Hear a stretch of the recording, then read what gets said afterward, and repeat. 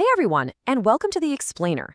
Today, we're diving into something super fascinating. We're breaking down a highly opinionated, incredibly politically charged late-night broadcast.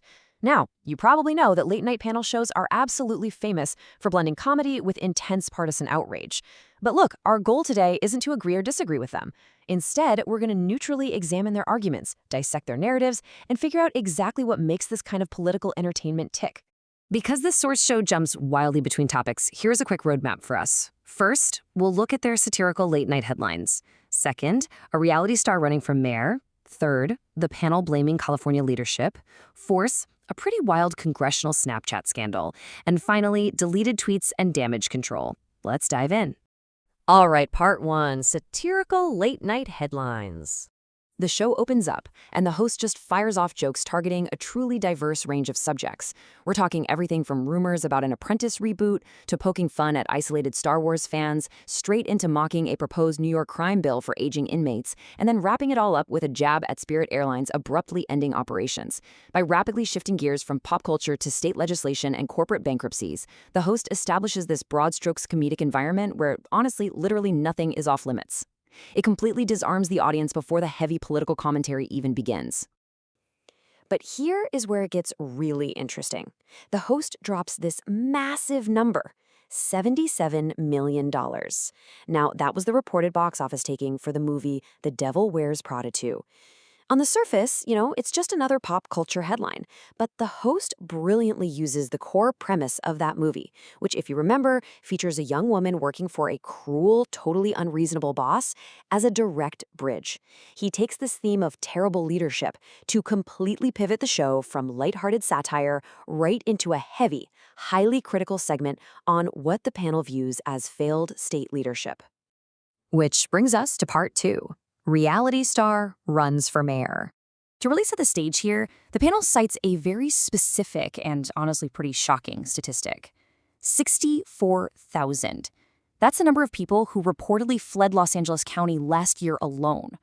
The broadcast uses this urban exodus to frame a narrative of absolute desperation.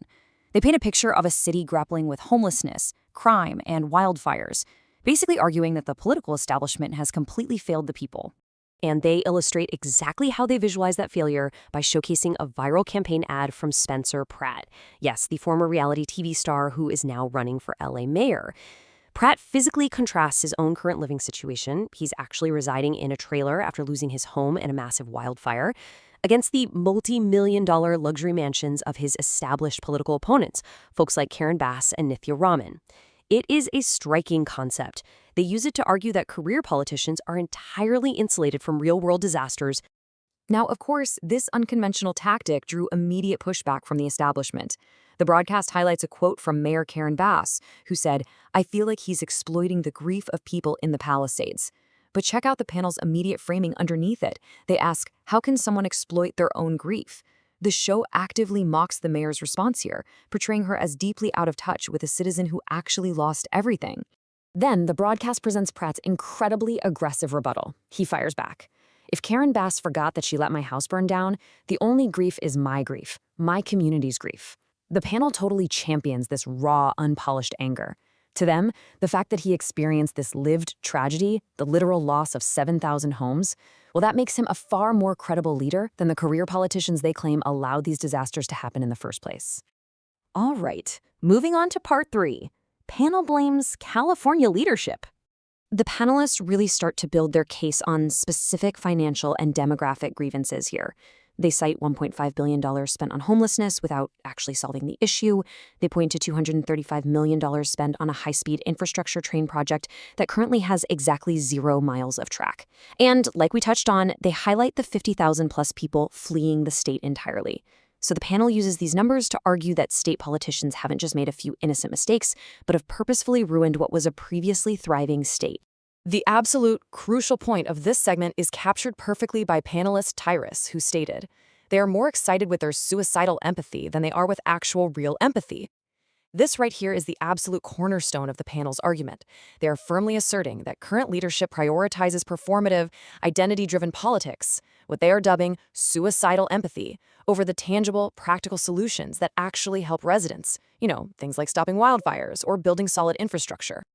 So let's pivot to part 4, a congressional Snapchat scandal. This entire segment really revolves around one incredibly simple core question. How did he think he would get away with this? The panel's primary focus isn't even really just the moral outrage. It's the sheer unadulterated disbelief at a politician's absolute lack of basic common sense and foresight on a digital platform. So, according to the CNN report the panel breaks down, the details are pretty staggering. The congressman allegedly sent explicit pictures and masturbation videos to a female intern. The panel heavily mocks the fact that he voluntarily showed his face in this footage, that he completely ignored the screenshot notifications that the Snapchat app automatically triggers, and, in an unrelated but equally mocked detail, he apparently held taxpayer-funded meetings at an Irish Hooters. The broadcast just neutrally lays out these bizarre details specifically to highlight the sheer absurdity of the behavior. And that leads directly to their central takeaway: receipts and the internet live forever. The panel really hammers home the permanency of our digital footprints, but more importantly, they point out the intense hypocrisy they perceive here. They make sure to remind the audience that Swalwell was previously a highly vocal leader in the Me Too movement, which in their eyes makes his alleged actions and sheer digital recklessness absolute prime targets for their ridicule. Which brings us to our final segment, part 5, deleted tweets and damage control. The panel zeroes right in on this massive number, 6,000. That is the staggering number of tweets Michigan Democratic Senate candidate Mallory McMorrow reportedly deleted from her account.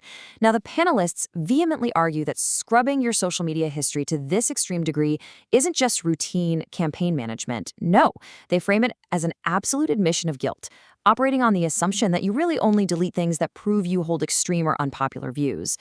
The broadcast then plays a clip of the candidate on CNN, attempting to explain away a specific controversy regarding her voting record. Her timeline basically goes like this.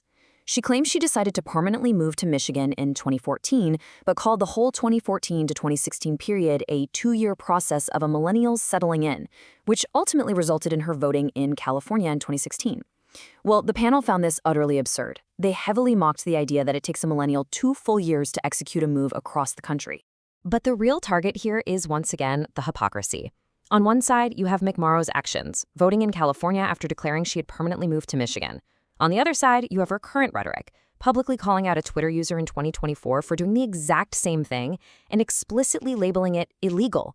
The panel absolutely weaponizes this contrast to paint her as a hypocrite who aggressively demands election integrity from others while excusing her own highly questionable record. Finally, the panel lists the highly controversial content they claim she was desperately trying to hide among those 6,000 deleted tweets.